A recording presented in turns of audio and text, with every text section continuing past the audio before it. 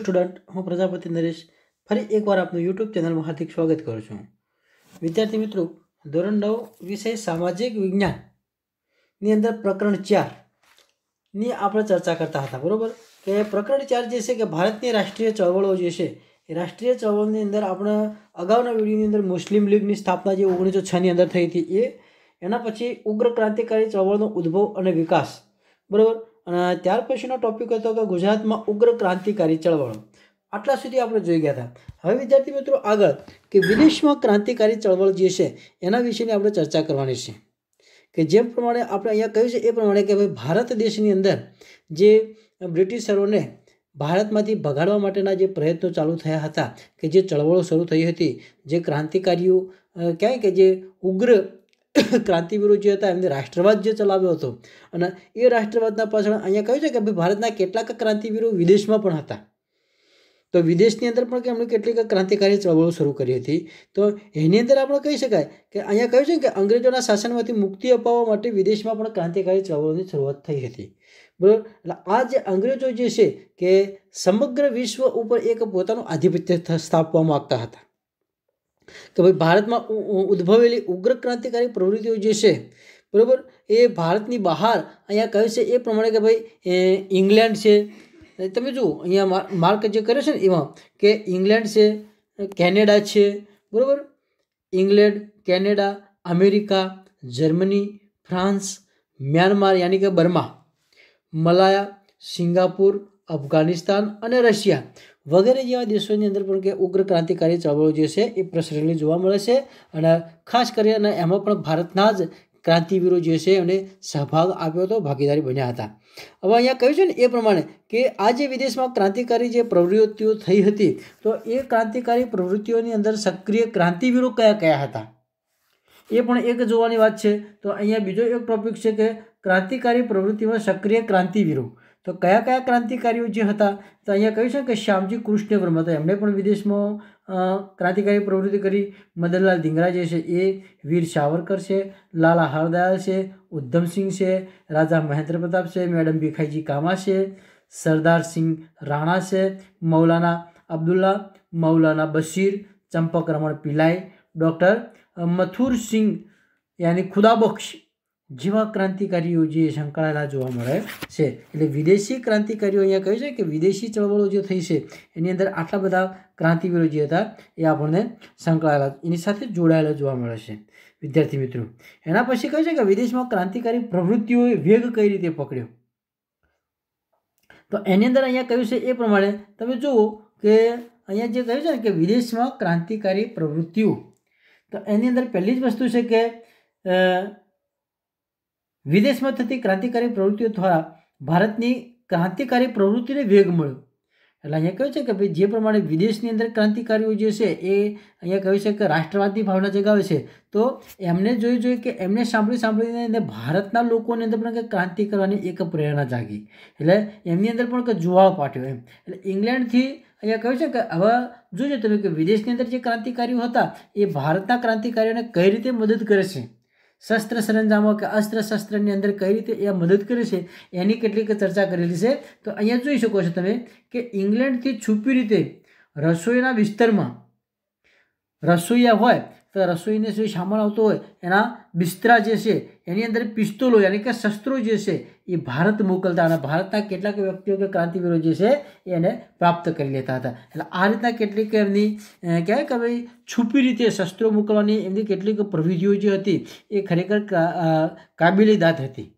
બીજું કહ્યું છે કે ક્રાંતિકારીઓની ટીકા કરનાર અંગ્રેજ જે વિલિયમ વાયલી જે હતા, તો આ જે વિલિયમ વાયલી જે છે એમની હત્યા મદનલાલ ધીંગરાએ કરી હતી. આ ખાસ યાદ રાખજો, આ પ્રશ્ન પરીક્ષામાં પૂછાઈ શકે એવો છે.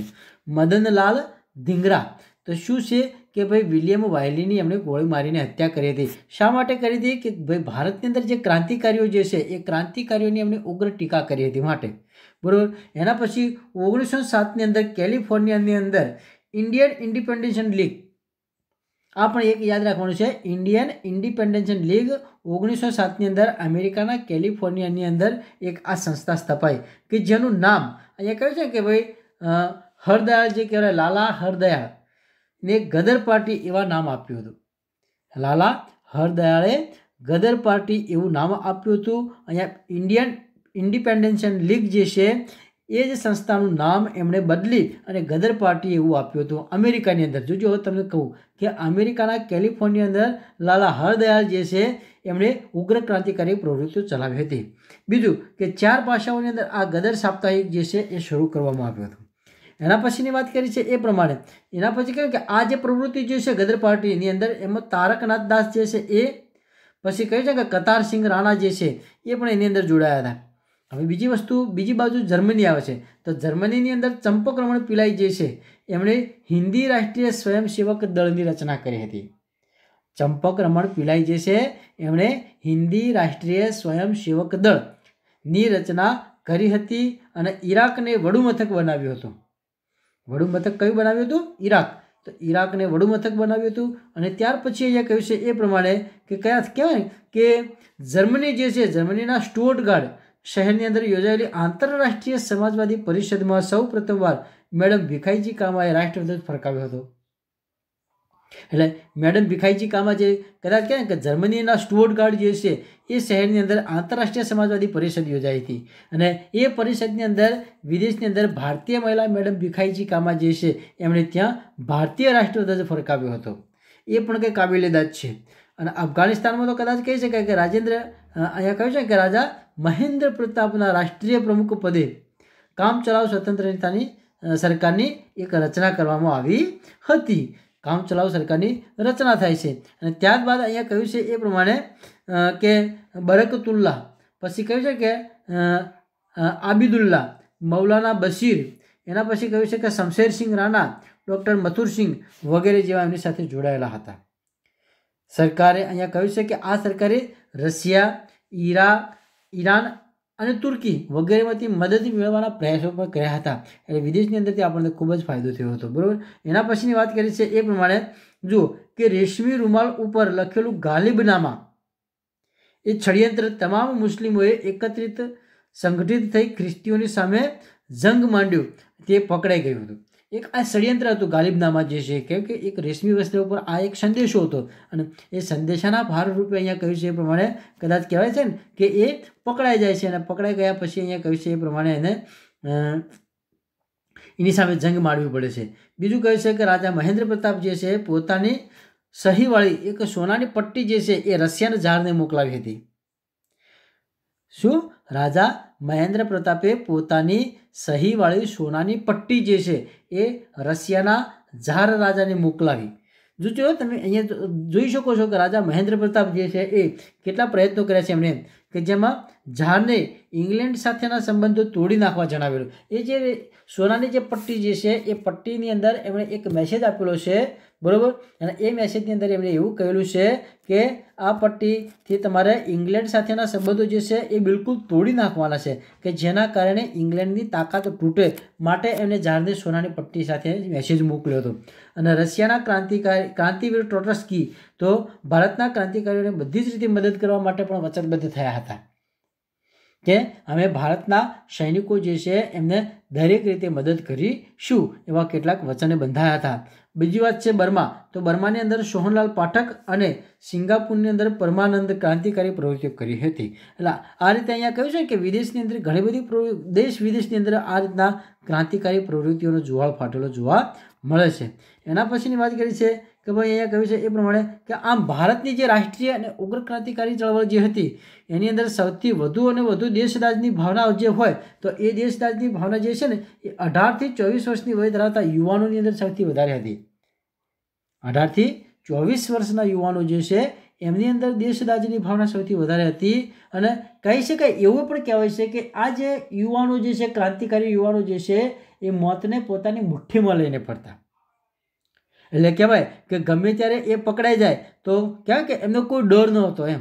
એટલે હસતા મુખે અહીંયા કહ્યું છે કે ફાંસીના મોકળે ચડી જતા અને પછી અહીંયા કહ્યું છે કે ઇન્કલાબ જિંદાબાદ અને વંદે માતરમના ગગનભેદી નારા જે છે એની સાથે હસતે હસતે એ દેશ માટે કુરબાન પણ થઈ જતા, મતલબ કે વીરગતિ પણ પામતા હતા. બરાબર. ઊંચી દેશભક્તિ, ત્યાગ અને બલિદાનની જેમની અંદર ભાવના હતી એવી યુવા પેઢીને સદીઓ સુધી પ્રેરણા આપ્યા કરતી હોય છે એવું અહીંયા કહેવામાં આવેલું છે. વિદ્યાર્થી મિત્રો, ત્યાર પછીનો એક નવો મુદ્દો જે આવે છે એ અહીંયા કહ્યું છે એ પ્રમાણે મોર્લે મિન્ટોના સુધારા. તો એ પણ તમે જોઈ લો. અહીંયા જુઓ, ખાસ કરીને સમજવાનું છે એમાં કે મોર્લે મિન્ટો સુધારા જે છે એ કઈ રીતના છે. તો અહીંયા મોર્લે મિન્ટો નામ કઈ રીતે આપ્યું છે, મોર્લે મિન્ટો સુધારા 1909. તો અહીંયા કહ્યું છે એ પ્રમાણે કે ભાગલા પાડો અને રાજ કરવાની જે અંગ્રેજોની નીતિ હતી કે પશ્ચિમ બંગાળ અને પૂર્વ બંગાળ, કદાચ કહી શકાય છે કે હિન્દુ અને મુસલમાન આ બંને વચ્ચે વૈમનસ્ય પેદા કર્યું. અને એ વૈમનસ્યના કારણે અહીંયા કહ્યું છે કે હિન્દુઓ અને મુસલમાનો વચ્ચે એક અલગ સરકાર હોવી જોઈએ, મુસલમાનોનું અલગ આધિપત્ય હોવું જોઈએ, બરાબર. અને એમના માટેના કોઈ એક ખાસ નેતા હોવા જોઈએ. મુસલમાનોનો પક્ષ જે છે એ મજબૂત બનાવવા માટે થઈ અને એમના કોઈ ખાસ વ્યક્તિઓ હોવા જોઈએ કે જેના કારણે એ મુસલમાનોના પક્ષને, અહીંયા કહ્યું કે મુસ્લિમ લીગ, તો એ મુસ્લિમ લીગને ચલાવવા માટે થઈ અને કોઈ એક વ્યક્તિ હોવો જોઈએ, મોભી હોવો જોઈએ કે જેના કારણે સમગ્ર મુસલમાનોનું શાસન ચાલી શકે. એટલે અહીંયા કહ્યું છે કે ભાઈ ભાગલા પાડો અને રાજ કરવાની જે નીતિ અપનાવી હતી, બરાબર, એ નીતિ અપનાવવા માટે થઈ અને અહીંયા કહ્યું છે એ પ્રમાણે અંગ્રેજોએ હિન્દુ અને મુસલમાન વચ્ચે વૈમનસ્ય પેદા કર્યું. અને એ વૈમનસ્ય ઊભું કરવા માટે થઈ અને એમણે એક યોજના 1906ની અંદર ઘડી. અને આ યોજના જે છે એ યોજનાની અંદર આગા ખાનના નેતૃત્વ નીચે મુસ્લિમોનું પ્રતિનિધિત્વ કોણે કર્યું હતું, તો વાયસરોય મિન્ટોએ. મુસ્લિમોનું નેતૃત્વ વાયસરોય મિન્ટોએ કર્યું હતું. અને એ વખતે કદાચ કહ્યું છે કે હિન્દી વજીર મોર્લે, એ વખતે હિન્દી વજીર મોર્લે હતા અને એના જ કારણે એમના જ નામ ઉપરથી મોર્લે મિન્ટો સુધારા તરીકે એ પ્રખ્યાત બન્યા એવું પણ કહી શકાય છે. એટલે મોર્લે મિન્ટો સુધારા જે છે એ 1909ની અંદર થયા હતા અને હિન્દુ મુસલમાનોની વચ્ચે વૈમનસ્ય પેદા કરી આગા ખાનના નેતૃત્વ નીચે મુસલમાનોનું એક પ્રતિનિધિત્વ મંડળ જે હતું એ પ્રતિનિધિત્વ મંડળને ચલાવવા માટે થઈ અને અહીંયા વાયસરોય મિન્ટોને મળ્યું, બરાબર. એક પ્રતિનિધિત્વ મંડળ જે છે એ વાયસરોય મિન્ટોને મળ્યું, બરાબર. અને એ વખતે હિન્દી વજીર મોર્લે હતા. અને આ સુધારાને મોર્લે અને મિન્ટો, વાયસરોય, અહીંયા કહે છે ને વાયસરોય મિન્ટો અને વજીર મોર્લે જે છે એ આ બંનેના સંગઠનથી પ્રતિનિધિત્વ મંડળની સ્થાપના થઈ માટે એને મોર્લે મિન્ટો સુધારા કહેવામાં આવે છે. બીજી વસ્તુ આવે છે વિદ્યાર્થી મિત્રો અહીંયા કે ગાંધીજીનું ભારતની અંદર આગમન એ પણ જોવાનું છે. કેમ કે અંગ્રેજોને ભગાડવા માટે થઈ અને સૌથી વિશેષ ફાળો છે તો અહીંયા ગાંધીજીનો છે. કેમ કે એમણે અસહકારી આંદોલન ચલાવ્યા હતા, અહિંસક આંદોલનો ચલાવ્યા હતા, માટે ગાંધીજીનું મહત્વ અત્યારે ભારત દેશની અંદર સૌથી વધુ છે. હવે ગાંધીજી દક્ષિણ આફ્રિકાની અંદરથી રંગભેદ નાબૂદ કરી અને સત્યાગ્રહની લડત સફળ રીતે પાર કરી અને એ 1915ની અંદર ભારત આવ્યા. આ તમે જોજો, કદાચ 1915 ગાંધીજીનું ભારતમાં આગમન, આવો પ્રશ્ન કદાચ જોડકાની અંદર પૂછાઈ શકે છે, બરાબર. અને ત્યાં ભારત આવ્યા પછી તેમણે પોતાના રાજકીય ગુરુ જે છે એવા ગોપાલકૃષ્ણ ગોખલે, આ બે ગુરુઓ જે છે એ તમે ખાસ યાદ રાખજો કે રાજકીય ગુરુ કોણ છે તો ગોપાલકૃષ્ણ ગોખલે અને આધ્યાત્મિક ગુરુ કોણ છે તો શ્રીમદ રાજચંદ્ર. એમની પાસેથી પ્રેરણા મેળવી એમને કે ખરેખર એમને જીવનની અંદર શું કરવું જોઈએ, કે ભારત દેશ માટે શું કરવું જોઈએ. તો એમના રાજકીય ગુરુ અને આધ્યાત્મિક ગુરુ સોડથી એમને પ્રેરણા પ્રાપ્ત કરી અને ગાંધીજીએ ઘણા ખરા ભારતના ભાગ જે છે એ ભાગને એમને પહેલાં તો પ્રવાસ કર્યો, એનો એક અવલોકન કર્યું પ્રવાસ કરીને. અને અવલોકન કર્યા પછી ભારતની સ્થિતિને જાણે છે અને પીછાણે છે. અને પછી અહીંયા કહ્યું છે ને કે હિન્દુસ્તાનની ગરીબીનું મૂળ જે છે એ અંગ્રેજો દ્વારા થતા શોષણ જે છે એના ઉપરથી એમણે નક્કી કર્યું કે ખરેખર ભારતની અંદર ગરીબી શું છે, તો ગરીબી શાના કારણે છે તો અંગ્રેજોના થતા શોષણના કારણે. એમનું શોષણ જે છે એ જ કારણભૂત છે. માટે હિન્દમાંથી બ્રિટિશ શાસનને નાબૂદ કરવા માટેના ઉપાયો ગાંધીજીએ હાથ ધર્યા. એટલે એમણે પ્રયત્નો શરૂ કર્યા અને વિચાર્યા એમ કે ખરેખર બ્રિટિશરો જે છે એ ભારતની અંદર એક સડો છે અને એમને નાબૂદ કરવો જ જોઈએ. અને એ નાબૂદી માટે થઈને એમણે ઘણા બધા પ્રયત્નો કર્યા છે વિદ્યાર્થી મિત્રો. તો હવે પછી અહીંયા તમે નવો ટોપિક જે છે એ રોલેટ એક્ટ જે કહેવાય, તો રોલેટ એક્ટ જે છે 1919ની અંદર આપણે એના વિશેનો અભ્યાસ જે છે એ નેક્સ્ટ વિડીયોની અંદર આપણે કરીશું. ત્યાં સુધી જય હિન્દ, જય ભારત.